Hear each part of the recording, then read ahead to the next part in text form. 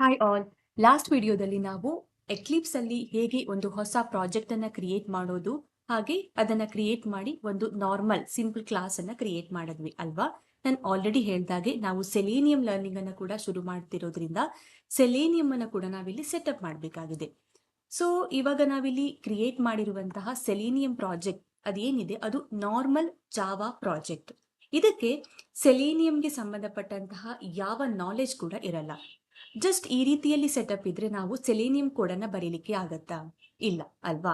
ಈ ಒಂದು ಪರ್ಟಿಕ್ಯುಲರ್ ಪ್ರಾಜೆಕ್ಟ್ಗೆ ನಾವು ಸೆಲೇನಿಯಂ ಪ್ರಾಜೆಕ್ಟ್ ಅಂತ ನೇಮ್ ಕೊಟ್ಟಿದೀವಿ ಅಷ್ಟೇ ಹೊರತು ಅದಕ್ಕೆ ಸೆಲೇನಿಯಂಗೆ ಸಂಬಂಧಪಟ್ಟಂತಹ ಯಾವ ವಿಷಯಗಳು ಕೂಡ ಗೊತ್ತಿಲ್ಲ.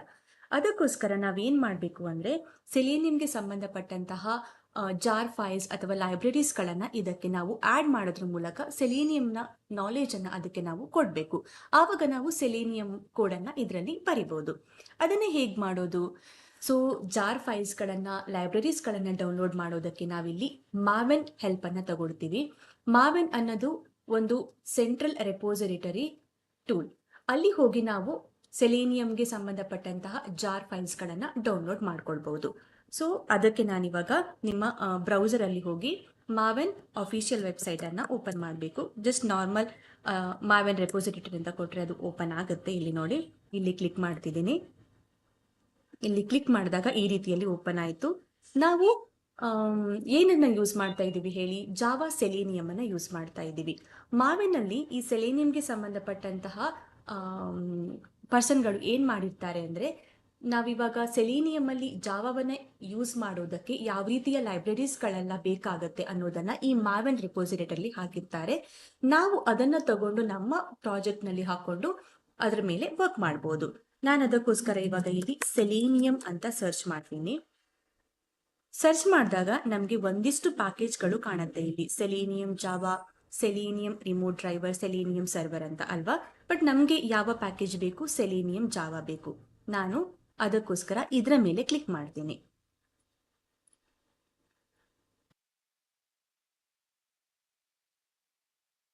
ಓಪನ್ ಆಗಿಲ್ಲ ಅಲ್ವಾ? ಸೆಲೇನಿಯಂ ಜಾವಾ ಇನ್ನೊಮ್ಮೆ ಕ್ಲಿಕ್ ಮಾಡ್ತಿದ್ದೀನಿ. ಓಕೆ, ಇವಾಗ ಓಪನ್ ಆಯ್ತು ನೋಡಿ. ಸೆಲೇನಿಯಂ ಜಾವಾ ಇದು ಅದಕ್ಕೆ ಸಂಬಂಧಪಟ್ಟಂತಹ ಓವರ್ವ್ಯೂ. ಇದರಲ್ಲಿ ನಾನು ವರ್ಷನ್ಸ್ ಮೇಲೆ ಕ್ಲಿಕ್ ಮಾಡ್ತೀನಿ.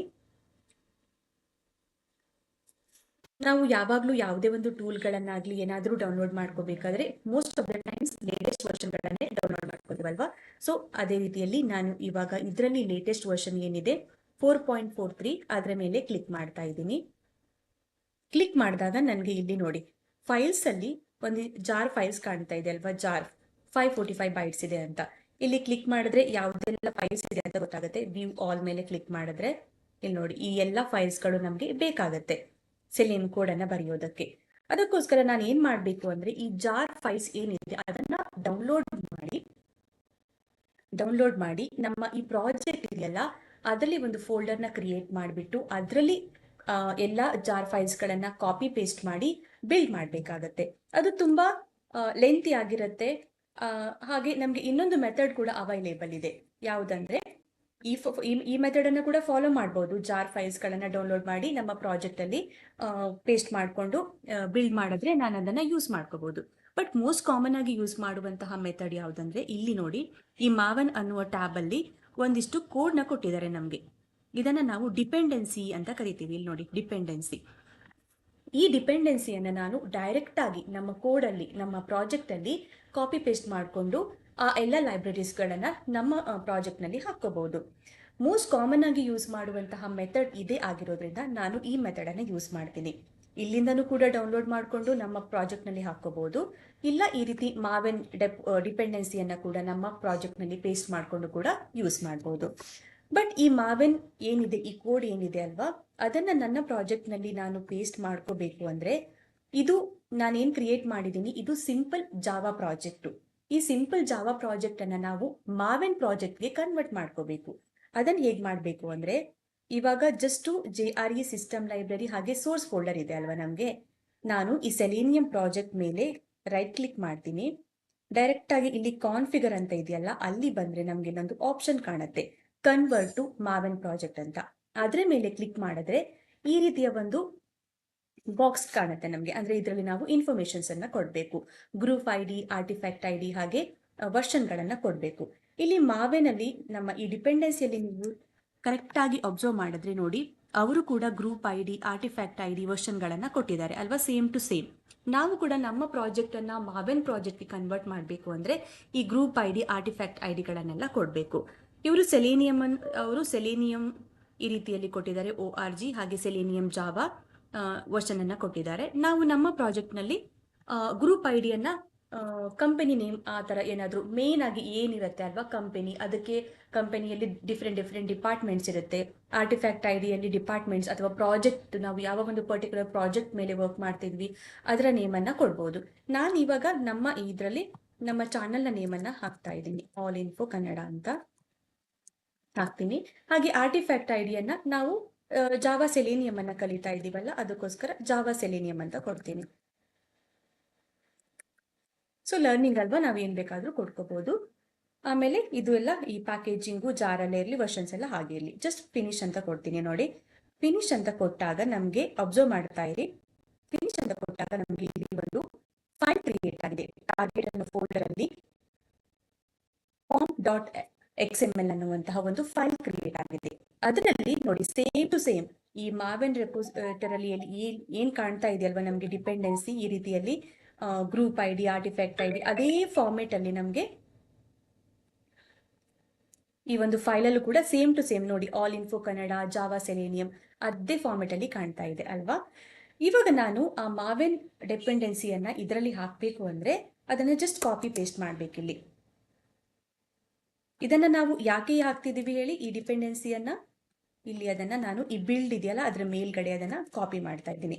ಯಾಕೆ ಕಾಪಿ ಮಾಡ್ತಾ ಇದ್ದೀವಿ ಹೇಳಿ, ಈ ಡಿಪೆಂಡೆನ್ಸಿ ಏನ್ ಮಾಡುತ್ತೆ ಅಂದ್ರೆ, ಈ ಪರ್ಟಿಕ್ಯುಲರ್ ಡಿಪೆಂಡೆನ್ಸಿ ಏನ್ ಮಾಡುತ್ತೆ ಅಂದ್ರೆ, ನಾನು ಏನೇನು ಇಲ್ಲಿ ಅವರು ಕೊಟ್ಟಿದ್ದಾರಲ್ಲ artifact I D, group I D, ಅದನ್ನೆಲ್ಲ ಕಲೆಕ್ಟ್ ಮಾಡಿಕೊಂಡು ಡೈರೆಕ್ಟ್ ಆಗಿ ಮಾವೆನ್ ರೆಪೋಸಿಟರಿಗೆ ಅದು ಕನೆಕ್ಟ್ ಮಾಡುತ್ತೆ. ನಾವು ಅಲ್ಲಿರುವಂತಹ ಜಾರ್ ಫೈಲ್ಸನ್ನು ಡೌನ್ಲೋಡ್ ಮಾಡಿ ಈ ಫೋಲ್ಡರ್ನಲ್ಲಿ ಕಾಪಿ ಮಾಡಿ ಯೂಸ್ ಮಾಡುವಂತಹ ಅವಶ್ಯಕತೆ ಇಲ್ಲ. ಡೈರೆಕ್ಟ್ ಆಗಿ ಈ ಒಂದು ಫೈಲ್ನಲ್ಲಿ ಇರುವಂತಹ ಡಿಪೆಂಡೆನ್ಸಿ ಏನು ಮಾಡುತ್ತೆ, ಮಾವೆನ್ ರೆಪೋಸಿಟರಿಗೆ ಕನೆಕ್ಟ್ ಮಾಡಿಕೊಂಡು ಅಲ್ಲಿ ಏನು ಜಾರ್ಸ್ ಫೈಲ್ಸ್ಗಳೆಲ್ಲ ಇದೆಯಲ್ವಾ ಅದನ್ನು ಡೈರೆಕ್ಟ್ ಆಗಿ ಈ ಒಂದು ಪ್ರಾಜೆಕ್ಟ್ಗೆ ಅದು ಪುಷ್ ಮಾಡುತ್ತೆ. ಓಕೆನಾ. ಸೊ ನಾ ಇದನ್ನು ಕ್ಲೋಸ್ ಮಾಡಿ ಆ ಕಡೆ ಬಂದಾಗ ಇಲ್ಲಿ ನಮಗೆ ಇನ್ನೊಂದು ಫೋಲ್ಡರ್ ಕೂಡ ಓಪನ್ ಆಗುತ್ತೆ, ಅದನ್ನು ಚೆಕ್ ಮಾಡೋಣ. ಅದಕ್ಕಿಂತ ಮುಂಚೆ ಇದು ಯಾವುದಕ್ಕೆ ಸಂಬಂಧಪಟ್ಟಂತಹ ಡಿಪೆಂಡೆನ್ಸಿ, ಸೆಲೇನಿಯಂಗೆ ಸಂಬಂಧಪಟ್ಟಂತಹ ಡಿಪೆಂಡೆನ್ಸಿ. ನಾನು ಎಕ್ಲಿಪ್ಸಲ್ಲಿ ಸೆಲೇನಿಯಮನ್ನು ಯೂಸ್ ಮಾಡಬೇಕು ಅನ್ನೋದಕ್ಕೆ ಹಾಕುವಂತಹ ಡಿಪೆಂಡೆನ್ಸಿ. ಇವಾಗ ನಾವು ನಮ್ಮ ಲರ್ನಿಂಗನ್ನು ಕಂಟಿನ್ಯೂ ಮಾಡ್ತಾ ಮಾಡ್ತಾ ಮಾಡ್ತಾ ಹೊಸ ಹೊಸ ವಿಷಯಗಳನ್ನ ತಿಳ್ಕೊಳ್ತಾ ಹೋಗ್ತೀವಲ್ವಾ. ಸೆಲೇನಿಯಂ ಕೋಡ್ನ ಹೇಗೆ ಬರೆಯೋದು, ಆಟೋಮೇಷನ್ ಸ್ಕ್ರಿಪ್ಟನ್ನು ಹೇಗೆ ಬರೆಯೋದು, ಹಾಗೆ ಕೆಲವೊಮ್ಮೆ ಲಾಕ್ಸನ್ನು ತಗೋಬೇಕು ಅಂದರೆ ಅದಕ್ಕೆ ಸಂಬಂಧಪಟ್ಟಂತಹ ಕೆಲವೊಂದು ಡಿಪೆಂಡೆನ್ಸೀಸ್ಗಳಿರುತ್ತೆ. ಟೆಸ್ಟ್ ಕೇಸಸ್ಗಳನ್ನು ಎಕ್ಸಿಕ್ಯೂಟ್ ಮಾಡೋದಕ್ಕೆ ಟೆಸ್ಟ್ ಎಂಜಿ, ಆ ರೀತಿಯ ಹೊಸ ಹೊಸ ಡಿಪೆಂಡೆನ್ಸೀಸ್ಗಳೆಲ್ಲ ಬರುತ್ತೆ. ಅದನ್ನೆಲ್ಲ ನಾವಿಲ್ಲಿ ಆ್ಯಡ್ ಮಾಡ್ತಾ ಹೋಗ್ತೀವಿ. ಅದಕ್ಕೋಸ್ಕರ ಇದು ಡಿಪೆಂಡೆನ್ಸಿ ಅನ್ನೋದು ಸಿಂಗುಲರ್ ಅಲ್ವಾ, ಇದು ಒಂದು ಡಿಪೆಂಡೆನ್ಸಿ ಆಯಿತು. ಸೊ ಮಲ್ಟಿಪಲ್ ಡಿಪೆಂಡೆನ್ಸಿನ ಆ್ಯಡ್ ಮಾಡೋದಕ್ಕೋಸ್ಕರ ಇಲ್ಲಿ ಇನ್ನೊಂದು ಪೇರೆಂಟ್ ಡಿಪೆಂಡೆನ್ಸೀಸ್ ಅಂತ ನಾನು ಇಲ್ಲಿ ಕ್ರಿಯೇಟ್ ಮಾಡ್ತೀನಿ. ಡಿಪೆಂಡೆನ್ಸೀಸ್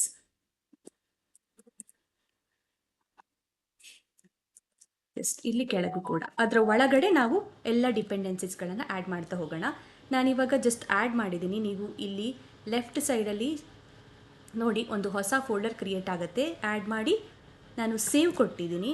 ಸಾರಿ, ಇಲ್ಲಿ ನಾನು ಇದು ಸ್ಲ್ಯಾಶಸ್ ಅನ್ನು ಯೂಸ್ ಮಾಡಿಲ್ಲ, ಸಾರಿ. ಇವಾಗ ಸೇವ್ ಕೊಟ್ಟರೆ ಬರುತ್ತೆ ನೋಡಿ ಮಾವೆನ್ ಡಿಪೆಂಡೆನ್ಸೀಸ್ ಅಂತ ಬಂದಿದೆ. ಸೊ ಇದ್ರ ಒಳಗಡೆ ನಾನು ಇವಾಗ ಓಪನ್ ಮಾಡಿದ್ರೆ ನಮಗೆ ಬೇಕಾದಂತಹ ಎಲ್ಲ ಸೆಲೇನಿಯಂಗೆ ಸಂಬಂಧಪಟ್ಟಂತಹ ಜಾರ್ ಫೈಲ್ಸ್, ಲೈಬ್ರರಿ ಫೈಲ್ಸ್ಗಳು ಇಲ್ಲಿರುತ್ತೆ. ಸೊ ನಮಗೆ ಇವಾಗ ನಮ್ಮ ಮಾವೆನ್ ಪ್ರಾಜೆಕ್ಟ್ ಕ್ರಿಯೇಟ್ ಆಗಿದೆ. ಸೊ ಮಾವೆನ್ ಪ್ರಾಜೆಕ್ಟ್ಗೂ ನಾರ್ಮಲ್ ಜಾವಾ ಪ್ರಾಜೆಕ್ಟ್ಗೂ ಏನು ಡಿಫ್ರೆನ್ಸು, ಇದರಲ್ಲಿ ನಾವು ಡೈರೆಕ್ಟಾಗಿ JREಗಳನ್ನು ಕಾಪಿ ಪೇಸ್ಟ್ ಮಾಡ್ಕೊತೀವಿ. ಇಲ್ಲಿ ಡಿಪೆಂಡೆನ್ಸೀಸನ್ನು ಡೈರೆಕ್ಟಾಗಿ ಇಲ್ಲಿ ಕಾಪಿ ಪೇಸ್ಟ್ ಮಾಡ್ತೀವಿ. ಈ ಥರ ಈ ಕೋಡನ್ನೇ ಕಾಪಿ ಮಾಡಿಕೊಂಡು ಯೂಸ್ ಮಾಡ್ತೀವಿ. ಜಸ್ಟ್ ಸ್ಮಾಲ್ ಚೇಂಜಸ್ ಆಯಿತಾ. ಸೊ ನಮ್ಮ ಇವಾಗ ಪ್ರಾಜೆಕ್ಟ್ ಏನಾಗಿದೆ, ಸೆಲೇನಿಯಮನ್ನು ನಾವು ಇವಾಗ ಈ ಪ್ರಾಜೆಕ್ಟ್ನಲ್ಲಿ ಬರಿಬಹುದು.